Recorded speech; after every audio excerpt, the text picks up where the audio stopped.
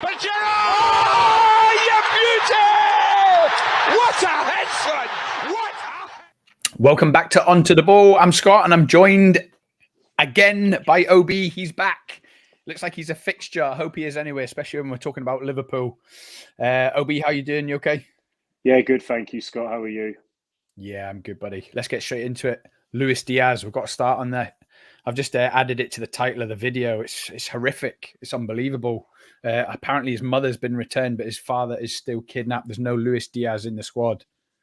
I mean, football takes backseat to this kind of stuff, though, doesn't it? Of course it does, absolutely. It's absolutely terrible, but it does make you wonder. I mean, you talk about the traps of being a footballer, and there only seems to be an upside, and then something like that, especially for people in such a colourful country as Colombia, with some of the behaviours of some of the people, etc. out there. It's just it'd be a constant worry. You'd be worried about all your loved ones and the well-being of them all. And I imagine you have to turf out a lot of money on security.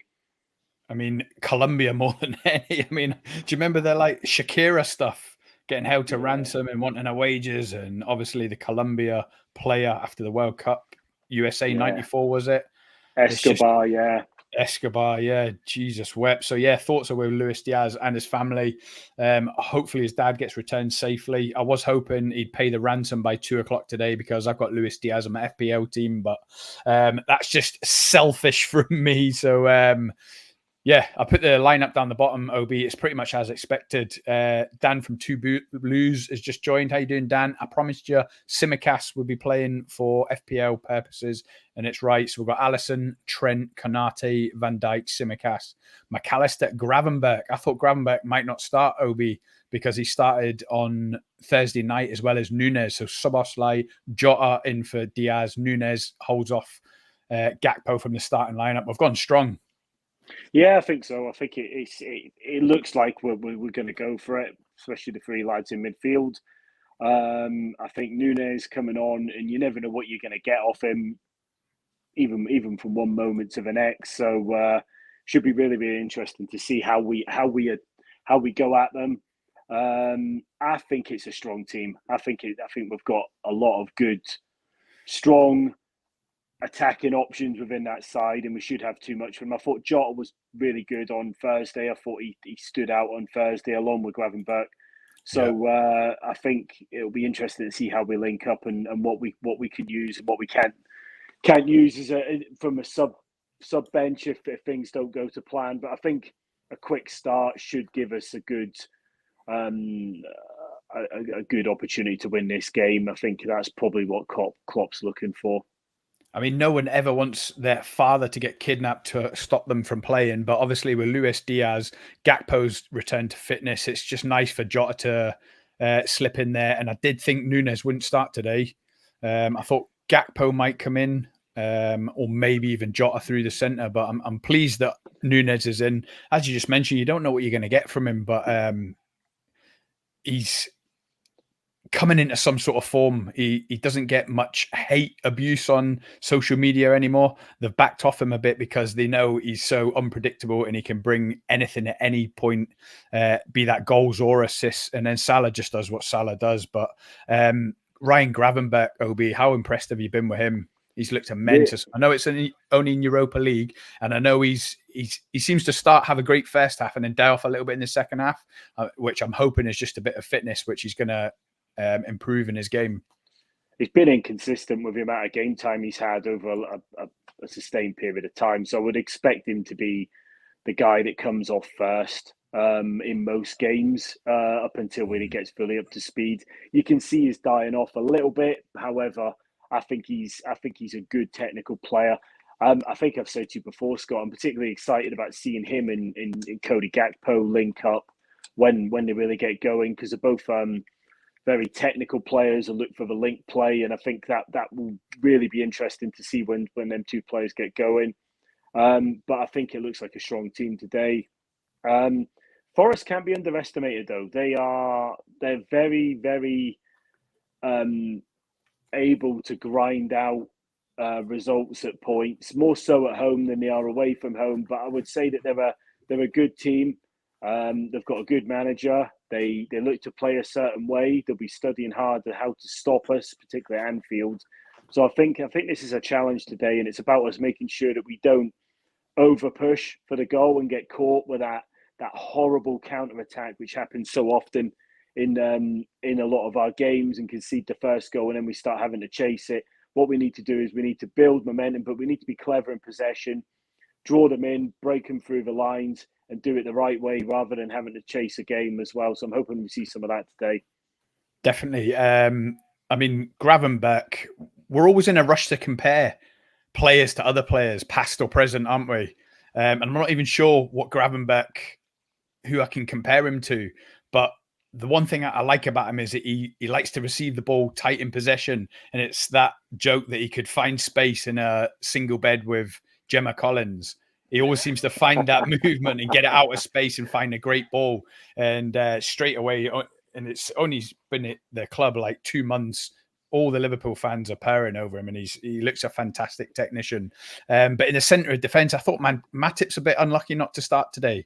Kanate, did you notice Kanate's like the first choice France central defender now over Saliba? Mad, absolutely mad. I mean, for me, I think Saliba's a great defender. I'd have him in the team for France ahead of Kanate. I don't think there's much between Kanate and Matip. I would probably say, if you had to hold me down, I'd start Matip. Yeah, I think I would. I think I would, just from the experience and the ability to. He's good positionally in a lot of tight games. I'd say Kanate's probably got a little bit more pace, maybe a little bit stronger. But I would say that, like, positionally, I like Matip in the team. I also like when Matip draws the opposition midfielders in with his forward runs. I've noticed as well that Kanate's now trying to do that as well. So maybe this is part of Klopp's development of the young lad as a baller who's going to start to move out with the ball. Be more like Matip. Yes, exactly. Bring out your inner Matip.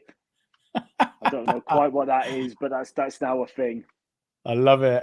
Trav is in the comments. Cheers for joining, Trav, my boy. Yes, boys. Great to see OB back on the channel. Huge day of ball today, isn't it? Just, mate, I can't wait for the Manchester derby later. I'm pretty sure we're going to go live with a match reaction with Trav and his mate Naz. Dan, after seeing a horrible tweet from a Chelsea fan, just want to say that we're all with Luis Diaz. Some things are bigger than football. Great to see OB is back as well. Simicast hat-trick today. Hopefully a clean sheet, Dan. But yeah, nice words, mate. Definitely. We said at the top of the show, like, football is secondary to this type of thing. It's just horrid. Also, I knew Gravenberch would be ace for you lot. Was calling for him way back, and he'll cook for you. Quality player. Yeah, he started really well. And just when we needed it as well, with obviously Curtis Jones having his ban, McAllister is still finding his feet in the CDM. Wataru Endo is not cutting the mustard so far. Soboslai is on the right. So yeah, Gravenberch, it's like tailor-made for him, especially while we haven't got a CDM. I thought McAllister might play in that left-hand slot, but obviously he's filling in at CDM. So long may it continue and see what Gravenberch can do today. Never really got a run of games at Munich either. His match fitness would grow as he spends more time in the Prem. Even at Ajax, he's not playing 90 minutes at this intensity. Top player. Yeah, we're expecting big things from him. Early signs looks like he's a £35 million bargain. Forest have been decent away from home against the big teams. Well, let's hope it isn't today. But as you mentioned, OB, like they were quite solid at home. They beat us 1-0 last year, didn't they? I remember I think we'd done a pre-match or a live match reaction after it. Awonye scored the goal, former Liverpool player, and that was, I mean, we were in the mud last season, but that was a particularly hard defeat to take, wasn't it? Yeah, it was. Yeah, it was difficult to take, and I remember us missing loads of chances, etc., and they just took theirs and they basically overran us. I think we're in a different place now. I think we'll show more energy when we're at home. So I'd like to see us controlling the ball early on. I'd like to see us have sensible possession of the ball and not take too many risks and overcommit. I don't want us to see us concede the first goal. That's exactly what shouldn't be happening. I imagine Klopp's been working on that hard. It feels like we've stamped that out the last couple of games, doesn't it, OB? Yeah, it does. This tendency to concede the first goal in 20 minutes, hopefully that's us stamped it out now. And I hope, touch wood, I haven't just jinxed it, but hopefully we've ironed that out of our game. I do think some of it comes from the midfield as well, and they've had to get used to the where they're playing. Like you say, McAllister's playing in a slightly different role, so I think that it's about the discipline at certain points. I'm sure it's not an ongoing problem. We have got goals in our team, so I think even when we do go 1-0 down, we've still got a way of coming back, but we just need to cut that out. Drag teams into something they don't want to be in deep water early on, make them feel like they're constantly up against it, make them feel like they're struggling to cope with the pace of the game that we're playing, the balls that we're playing, the running in between the line, the movement, and then basically just beat them off the pitch, and then hopefully 60, 70 minutes, you can take some of these guys off and go, you put a shift in today and give other people a run out, because we have got a squad that's capable. That was shown on Thursday night. So overall, I'm quite positive about what we're doing this season. I think the midfield overall has been a positive. I think it'll take a little bit longer for us to get to really where we need to be. But I think there's a lot of positives from what we're doing so far. Guys, it's been a great start. It's went better than I thought it would, to be honest. I thought we'd still be scrambling for top four. I'm not saying we're in a title race. It's hard to say with obviously Arsenal doing what they're doing. Spurs are off to a flyer. Man City. But I'm happy just to be in the conversation and in the mix around the upper echelons of the Premier League. So hopefully it continues. Obviously, we've got a home game today. This is easily winnable against Forest. And then we've got Luton away next Sunday at 4:30. That'll be a great game, especially for Luton fans welcoming Liverpool back to the Premier League on a Super Sunday 4:30 game. That'll be an amazing occasion. OB McAllister, he's got a little bit of negative criticism on social media the last couple of games. Are you seeing it? No. Obviously, he had a bit of a stinker against Brighton, but he wasn't the only one. No, he wasn't at his best against Brighton. However, everybody will have a game like that when they don't play at the best. I think he's playing a slightly different role, and I think it's taken a little bit of adjustment. I think he's been asked to do something slightly different. He's been asked to cover. He's been asked to cover other midfielders who are further up the park, and that's not necessarily always been his natural game. And let's be honest, Obi, this is temporary, isn't it? Yeah, it is. Yeah, it is, until we get a CDM. I think the idea will be get a CDM in. I think that the Endo experiment is yet to be decided. You've written him off. I know that. You've had lots of conversation, but you've gone, he's not going to make it. I wrote him up before he kicked a ball because he's 31 next birthday. I know. It's the age limit, but ultimately, I think what we need to do is give the guy a little bit of time. I don't think he was terrible on Thursday. I thought he looked quite good. Wow, especially that header goal. That was amazing, wasn't it? And he was attracting the ball. He wanted the ball even in tight spaces, which is a sign of somebody who wants to do it, doesn't shy away, got a decent work rate, really good work rate as well. So overall, I was happy with that. It was a good game for him to start to get a little bit of confidence, and maybe we'll start to see him into some of the teams potentially away from home. I would say it'll probably suit more away from home where we're going to have less possession. And I think that might be the way it'll go until January, and then maybe we'll look for another CDM.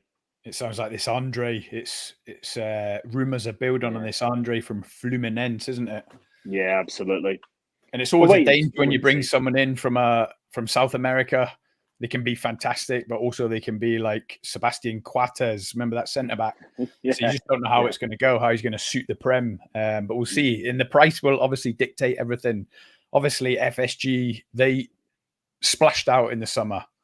Not splashed out as in Stan Kroenke or Man City or Man United, but by Liverpool standards, FSG splashed out with a over £100 million net spend.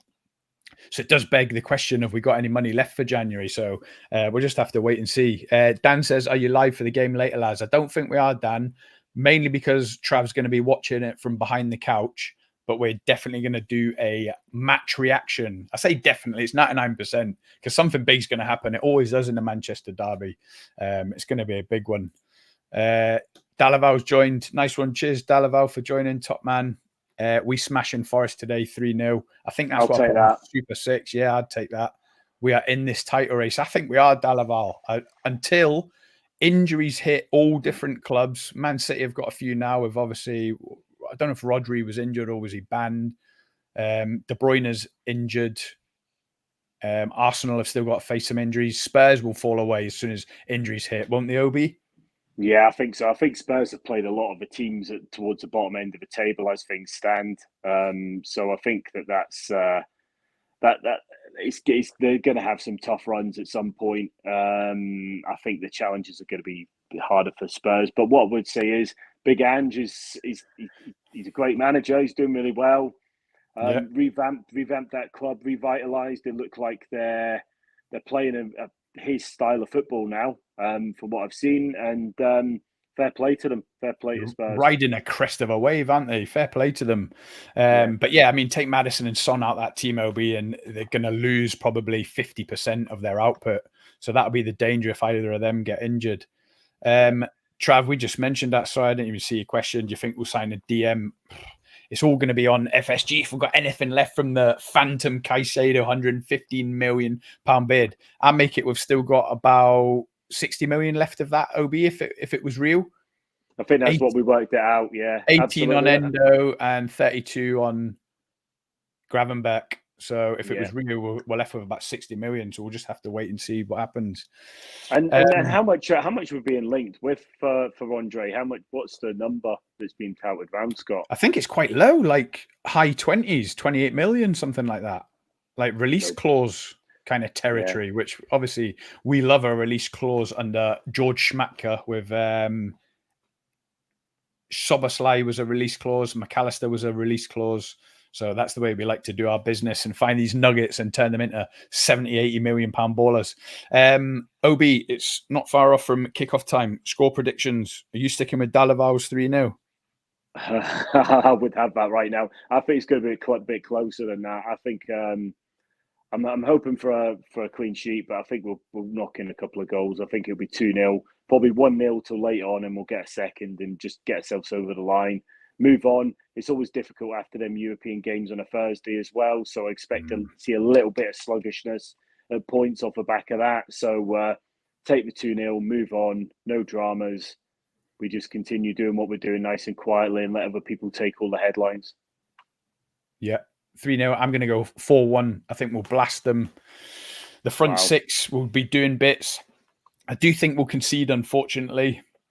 For the reasons we mentioned earlier, we've still got to iron them last bits out of our game. The control's been fantastic in the games this season compared to last season anyway. Everything's always just compared to last season when you had the season we did.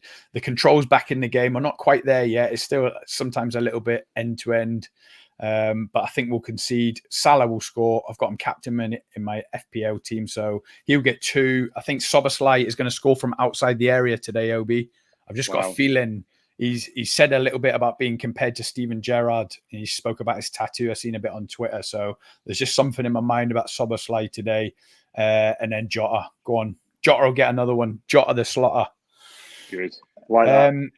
Right. Enjoy the game, mate. Let's go and stream it wherever we can, however we can, however you're doing it. Not that we're encouraging illegal streaming, of course, guys. Don't anyone do it. Just be safe. Yeah. Right. Nice one. Cheers, OB. Have a good Sunday. Right. Bye, mate. See you later, bud. Header. But Gerrard! Oh, you beauty!